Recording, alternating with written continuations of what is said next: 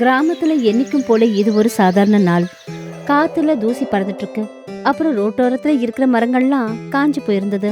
ராதா காஞ்சு போன விறகுகளோட கட்டை தலையில வச்சு தூக்கிக்கிட்டு போனா. ஒரு திருப்பத்துக்கு போனதும் அவ நின்னா. அப்புறம் இரும்ப ஆரம்பிச்சா. ஐயோ கடவுளே, இந்த புகை என் உயிரை எடுத்துட்டு தான் விடும் போல இருக்கு. தினமும் காலையில மத்தியானம் சாயந்தரம் இந்த அடுப்புல சமைக்கிறது ஒரு தண்டனையா மாறிடுச்சு. கண்ணெல்லாம் எப்ப பார்த்தாலும் எரிஞ்சுக்கிட்டே இருக்கு. அப்புறம் மூச்சு விடுறது கூட ரொம்ப கஷ்டமா இருக்கு. ராதா கொஞ்ச நேரம் வரைக்கும் இரும்பிக்கிட்டே இருந்தா. அப்புறம் தன்னோட முந்தானையால மூக்க முடிக்கிட்டு அந்த இடத்த விட்டு நகர்ந்து போனா. ராதா நேரா அவளோட வீட்டு கிச்சனுக்குள்ள வந்தா. அவ அந்த விறகு கட்டை பிரிச்சு அத மண் அடுப்புல வச்சா. அப்புறம் அத பத்த வச்சா. அடுப்புல இருந்து கருப்பா அடர்ந்த புகை வெளியே வர ஆரம்பிச்சது. ராதா ஊதாங்குள்ள வச்சு அந்த அடுப்பை ஊத ஆரம்பிச்சா. அப்பதான் அந்த விறகெல்லாம் நல்லா எரியும்னு அவளோட முகம்லாம் நல்லா வேர்த்து கொட்ட ஆரம்பிச்சது. அப்பதான் பிரிட்ஜு மூக்க மூடிக்கிட்டு கிச்சனுக்குள்ள வந்தாரு. ராதா, இன்னைக்கு மறுபடியும் வீட்டு முழுக்க புகையால நிறைச்சிட்டியா? வெளியில இருந்து சோகமா வீட்டுக்கு வரேன், ஆனா இங்க மூச்சு விட கூட இடம் கிடைக்க மாட்டேங்குது. இந்த வெயில், இந்த புகையில ஒரு மனுஷனால எப்படி வாழ முடியும்? என்ன பண்ண சொல்றீங்க? அப்படி அடுப்பு எரிய வைக்கலன்னா நான் எப்படிங்க சமைக்கிறது? இந்த அடுப்பு நெருப்பால என் உடம்பெல்லாம் எரியுது தெரியுமா? டாக்டர் கூட சொன்னாரு இந்த புகையாலதான் உடம்புக்கு வியாதி எல்லாம் வருதுன்னு. ஆனா நம்ம கிட்ட வேற என்னதான் வழி இருக்கு? பிரிட்ஜுவும் ராதாவும் இந்த கஷ்டத்தை நினைச்சு ரொம்பவே கவலைப்பட்டாங்க. ஆனா அவங்களால எதுவும் பண்ண முடியல. கொஞ்ச நேரத்துக்கு அப்புறம் கிராம ரோட்ல ஒரு மொபைல் ஸ்கூட்டர் வந்தது. அது வேற யாரும் இல்ல, மாஸ்டர் ஐயா தான் ஓட்டிட்டு வந்தாரு. நாலாபுறமும் பரவி இருக்கிற புகையை பார்த்துட்டு மாஸ்டர் ஐயா ரொம்பவே கவலையாயிட்டாரு. அவர் ஆலமரத்துக்கிட்ட கொண்டு வந்து தன்னுடைய வண்டியை நிறுத்தினாரு. அந்த இடத்துல தான் அவரு பிரிட்ஜுவை பார்த்தாரு. பிரிட்ஜுவனே, என்ன இங்க தனியா உட்கார்ந்துருக்கீங்க? அப்புறம் இந்த கிராமத்தினுடைய நிலைமை என்னங்க? நாலாபுறமும் வெறும் கருப்பு புகை தான் கண்ணுக்கு தெரியுது. மூச்சு விடுறது கூட ரொம்ப கஷ்டமா இருக்கு. மாஸ்டர் ஐயா, இது எங்க கிராமத்தோட பழைய கதை. ஒவ்வொரு வீட்லயும் மண் அடுப்பு எரியுது. இங்க வீட்டுல பொம்பளைங்க உடம்பு சரியில்லாம போறாங்க, குழந்தைங்க கவலையா இருக்காங்க. மொத்த சூழலும் ரொம்ப கெட்டு போகுது. இந்த பிரச்சனைக்கு நம்ம கிட்ட எந்த ஒரு வழியும் இல்ல. மாஸ்டர் ஐயா பிரிட்ஜு பக்கத்துல உட்கார்ந்தாரு. அப்புறம் ரொம்ப பாசமா அவருடைய தோல்ல கைய வச்சாரு. இன்னும் கிராமத்து ஜனங்கள்லாம் வந்து அவர் சொல்றதை கவனமா கேட்க ஆரம்பிச்சாங்க. மாஸ்டர் ஐயா நம்பிக்கையோடவும் தனக்கு சம்பந்தமான விஷயம் மாதிரி ரொம்ப சத்தமா பேசினாரு. இதுக்கு வழி இருக்கு. விஞ்ஞானம் இப்ப ரொம்ப நல்ல முன்னேற்றத்துல இருக்கு. சிட்டில எல்லாம் ஜனங்க அடுப்புல சமைக்கிறதே கிடையாது. அங்க கேஸ் சிலிண்டரை பயன்படுத்துறாங்க. அதனால புகையும் வர்றதில்ல, உடம்புக்கு பாதிப்பு இல்ல. நான் உங்களுக்கு வாக்கு கொடுக்கறேன், நான் இந்த கிராமத்துக்கு சிலிண்டரை கொண்டு வருவேன். நிஜமாவே அப்படி முடியுமா மாஸ்டர் ஐயா? நம்ம வீட்ல இருந்து இந்த கருப்பு புகை நிரந்தரமா போயிடுங்களா? அப்படி நடந்துச்சு நீங்க எங்களுக்கு கடவுள் ஆயிடுவீங்க. நீங்க கவலைப்படாதீங்க பிரிட்ஜு, நான் கண்டிப்பா அதை பண்ணுவேன். எல்லாரும் ரொம்ப நம்பிக்கையோட மாஸ்டர் நோக்கி பார்க்க ஆரம்பிச்சாங்க. அங்க கஜுபாய் தன்னுடைய கட்டில்ல ரொம்ப நிம்மதியா தூங்கிக்கிட்டு இருந்தாரு. அப்புறம் கொரட்டை விட்டுட்டு இருந்தாரு. பக்கத்திலேயே ஒரு மெலிசான கயர்னால இரும்பு சுத்தியல் கட்டப்பட்டிருந்தது. கயத்துக்கு கீழே எரிஞ்சிட்டு இருக்கிற மெழுகுவத்தி அதை மெல்ல மெல்ல உருக்கிக்கிட்டு இருந்தது. கொஞ்ச நேரத்துக்கு அப்புறமா அந்த கயிறு அறந்துருச்சு. அந்த சுத்தியல் ஒரு சின்ன லிவர் மேல விழுந்தது. அப்புறம் இன்னொரு பக்கம் இருந்த ஒரு கூர்மையான பின் கஜுபாய போய் குத்துச்சு. கஜுபாய் உடனே துள்ளி குதிச்சாரு. அப்புறம் கீழே விழுந்ததும் அவருடைய தூக்கம் தெளிஞ்சது. ஆட போங்க, இந்த தாத்தாவோட மிஷின் இருக்க யாப்பாவும் எனக்கு தான் பாதிப்பை ஏற்படுத்துது. அப்பதான் மாஸ்டர் ஐயா அங்க வந்தாரு. அவரை பார்த்ததும் கஜுபாயு உடனே எழுந்து நின்னாரு. வாங்க வாங்க மாஸ்டர் ஐயா, நான் தாத்தாவோட புது எந்திரத்தை தயார் பண்ணிருக்கேன். கஜுபாய், உங்க தாத்தா பெருமைக்குரிய ஒரு பெரிய விஞ்ஞானி. அப்புறம் இப்போ எனக்கு உன்னுடைய எந்திரங்கள் பெரிய வேலைக்கு தேவைப்படுது. நான் இந்த கிராமத்துக்கு கேஸ் சிலிண்டர் கொண்டு வரலான்னு பிளான் பண்றேன். அப்புறம் எனக்கு உன்னுடைய உதவி வேணும். அட மாஸ்டர் ஐயா, நீங்க உத்தரவு மட்டும் கொடுங்க. இந்த கஜுபாய் உங்க கூட இருந்தான்னா வேலை முடிஞ்சதுன்னு வச்சுக்கோங்க. அட சொல்லுங்க, நான் என்ன செய்யணும்? மாஸ்டர் ஐயா ரொம்ப பாசத்தோட கஜுபாயோட தோல்ல கைய வச்சாரு. சில வாரங்கள் கழிச்சு சகப்பு சிலிண்டர்கள் நிறைஞ்ச ஒரு பெரிய ட்ரக் கிராமத்துக்குள்ள வந்தது. மாஸ்டரும் கஜுபாயும் தெரு ஓரத்துல நின்னுக்கிட்டு அது வர்றத பார்த்தாங்க. ட்ரக் நின்னதும் கஜுபாய் அதுல இருந்து ஒரு சிலிண்டரை எடுக்கிறதுக்கு ஓடினாரு. அவர் தன்னுடைய கண்ட்ரோலை விட்டுட்டாரு. ஆனா மாஸ்டர் அவரை சமாளிச்சுட்டாரு. பாருங்க கஜுபாய், நாம கஷ்டப்பட்டது வீணா போகல. அரசாங்கத்துக்கிட்ட பேசி நான் இந்த சிலிண்டர் எல்லாத்தையும் கிராமத்துக்கு கொண்டு வந்திருக்கேன். நாளை காலையில கிராமத்துல இருக்கிறவங்களுக்கு இதை கொடுக்கலாம். அடேங்கப்பா மாஸ்டரையா, இந்த சிகப்பு நிற ரவுண்டு டப்பா ரொம்ப அழகா இருக்கு. நாளைக்கு காத்தால இதை கிராமத்து ஜனங்க பார்த்தாங்கன்னா துள்ளி குதிப்பாங்க பாருங்க. ஆனா இன்னைக்கு ராத்திரி இதை ரொம்ப பாதுகாப்பா வச்சுக்கணும். நானே இதை பாதுகாக்கிறேன். மாஸ்டர் சரின்னு சொல்லி தலைய அசைச்சாரு. கொஞ்ச நேரத்துக்கு அப்புறம் வேலையாட்கள் கஜுபாயோட ஷெட்டில் சிலிண்டரை இறக்கி வச்சாங்க. வேலை இது முடிகிற நேரம். அப்பதான் மாஸ்டரும் கஜுபாயும் ஸ்கூட்டர் எடுத்துக்கிட்டு அங்க வந்தாங்க. மாஸ்டர் ஐயா சிலிண்டரை எண்ணினாரு.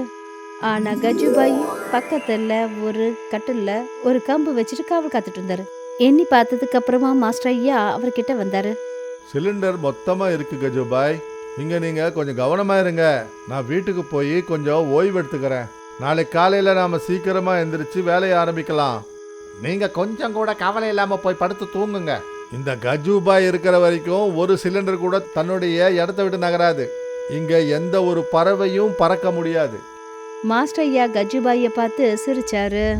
கொஞ்ச நேரத்துக்கு அப்புறம் அங்கேருந்து புறப்பட்டு போனாரு. ராத்திரி எல்லாம் கொரட்டை விட்டு கஜுபாயி தூங்கிக்கிட்டு இருந்தாரு. தூக்கத்திலேயே அவர் எழுந்து இன்னொரு பக்கம் நடந்து போயிட்டாரு.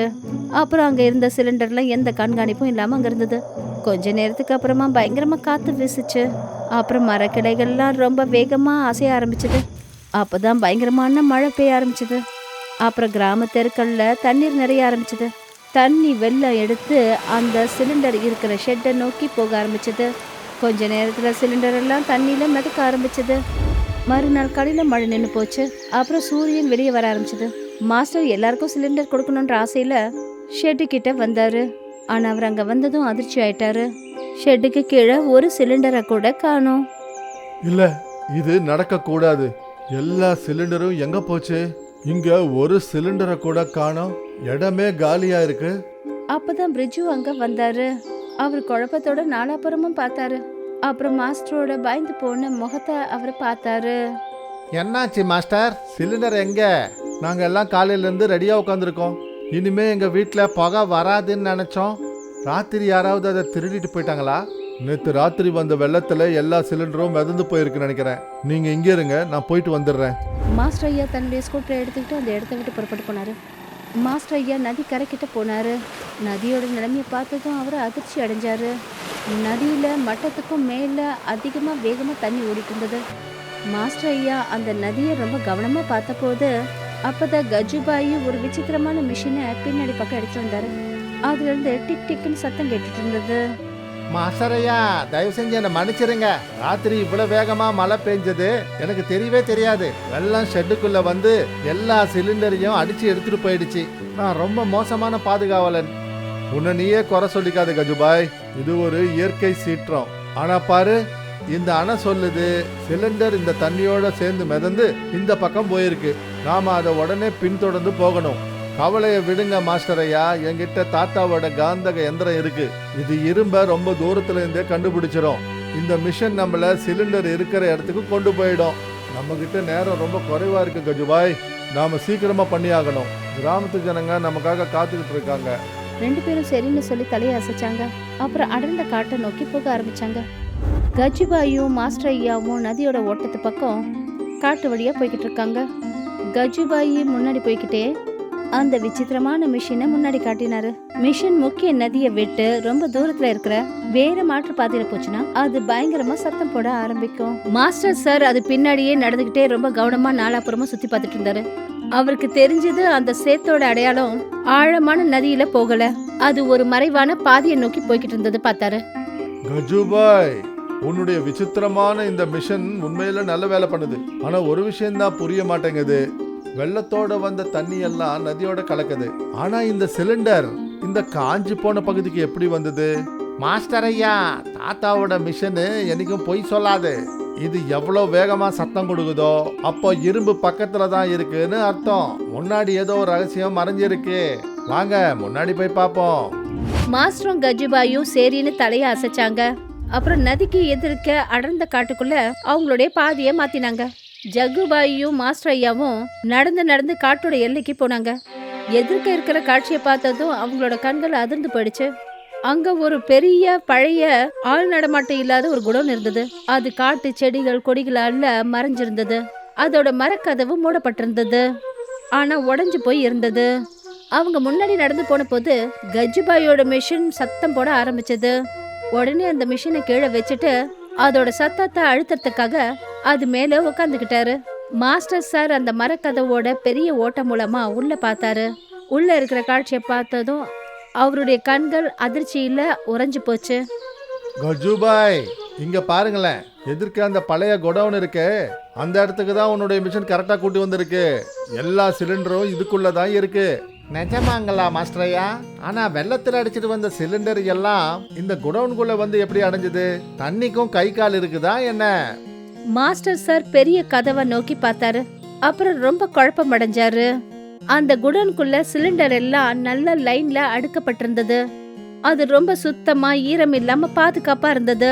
பேராசை பிடிச்ச சூப்பர்வைசர் சதீஷ் அங்க வந்தாரு. அந்த சிலிண்டருங்க கிட்ட ரொம்ப திமிராவும் தப்பான நோக்கத்தோடையும் நின்னாரு. அவர் பக்கத்துல 2 ரவுடிங்களும் நின்னுட்டு இருந்தாங்க. பாத்தீங்களா, இததான் அதிர்ஷ்டம்னு சொல்லுவாங்க.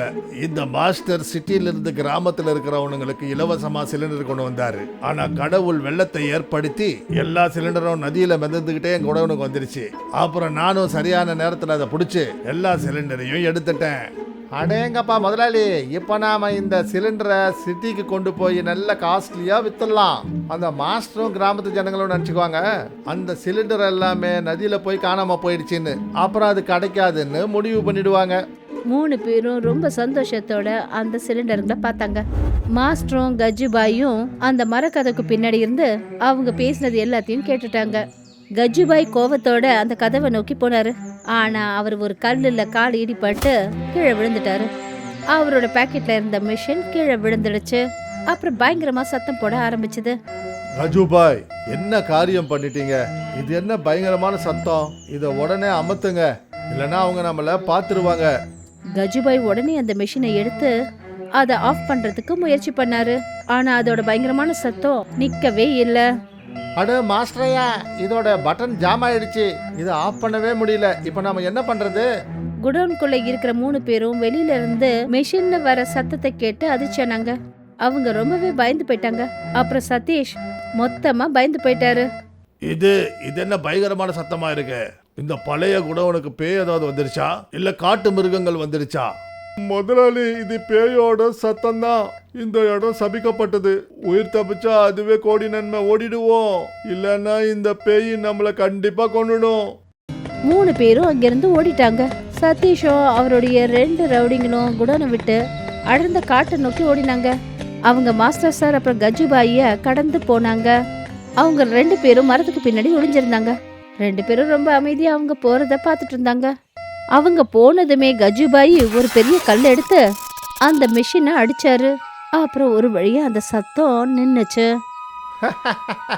பாத்தீங்களா மாஸ்டரையா, தாத்தாவோட வீணா போன கண்டுபிடிப்பு கூட சில சமயங்கள்ல வேலைக்கு ஆகுது.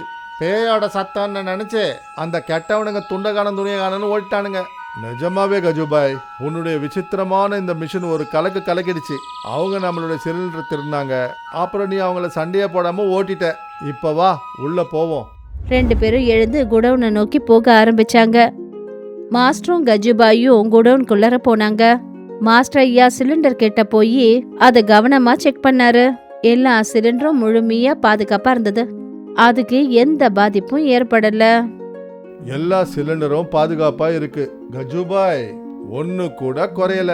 இப்ப நாம இதை திரும்பவும் கிராமத்துக்கு கொண்டு போனோம். ஜனங்க அங்க நமக்காக காத்துக்கிட்டு இருப்பாங்க. கஜுபாயோட கவனம் குடோனுக்கு மூலையில இருந்த ஒரு பெரிய கை வண்டி மேல பட்டுச்சு. திருடின சிலிண்டரை எடுத்துட்டு போறதுக்காக சதீஷ் அதை அங்க வச்சிருந்தாரு. பாத்தீங்களா மாஸ்டரையா, திருடனுங்க நமக்காக வண்டியை முன்னாடியே ஏற்பாடு பண்ணி வச்சிருக்கானுங்க. நாம இந்த பெரிய வண்டியில எல்லா சிலிண்டரையும் அடுக்கி பெருமையா நம்ம கிராமத்துக்கு திரும்ப எடுத்துட்டு போகலாம். 2 பேரும் அந்த சிலிண்டரை வண்டியில எடுக்க ஆரம்பிச்சாங்க. அப்பதான் பின்னாடி இருந்து கை தட்டுற சத்தம் அவங்களுக்கு கேட்டுச்சு. அவங்க பின்னாடி திரும்பி பார்த்தாங்க. அங்க சதீஷ் தன்னுடைய 2 ரவுடிங்களோட திரும்பி வந்து அங்க நின்று இருந்தாரு. அடேங்கப்பா கஜுபாய், உன்னுடைய மிஷனை நான் ஒத்துக்கிட்டு தான் ஆகணும். எங்களை பயம் பிடிச்சிருச்சு. வேற என்னவா, இதுக்கே இவங்களுக்கு அவார்டு கொடுக்கணும். சதீஷ் அண்ணனோட அவார்டு. இங்க பாரு சதீஷ், நீ செய்யறது பெரிய குற்றம். இதெல்லாம் செய்ய நான் ஒன்னும் உன்னை விட மாட்டேன். அப்படியா? அப்ப என்ன யாரு தடுப்பாங்க? கஜுபாய் முன்னாடி வந்தாரு.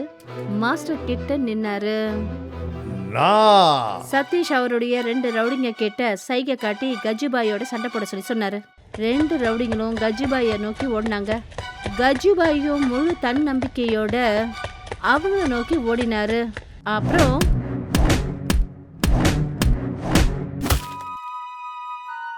மாஸ்டர் ஐயா, நான் ரொம்ப சோர்ந்து போயிட்டேன். நான் கொஞ்சம் தூங்கிக்கிறேன். 2 ரவுடிங்களும் மாஸ்டர் நோக்கி வந்தபோது அப்போதான் பின்னாடி இருந்து சைரன் சத்தம் கேட்க ஆரம்பிச்சது. அப்புறம் ஒரு போலீஸ் வேன் அங்க வந்தது. மாஸ்டர் அப்பவே போலீஸ்க்கு ஃபோன் பண்ணிட்டாரு. அந்த சமயம் கஜுபாயி மெஷினோட போராடிட்டு இருந்தாரு.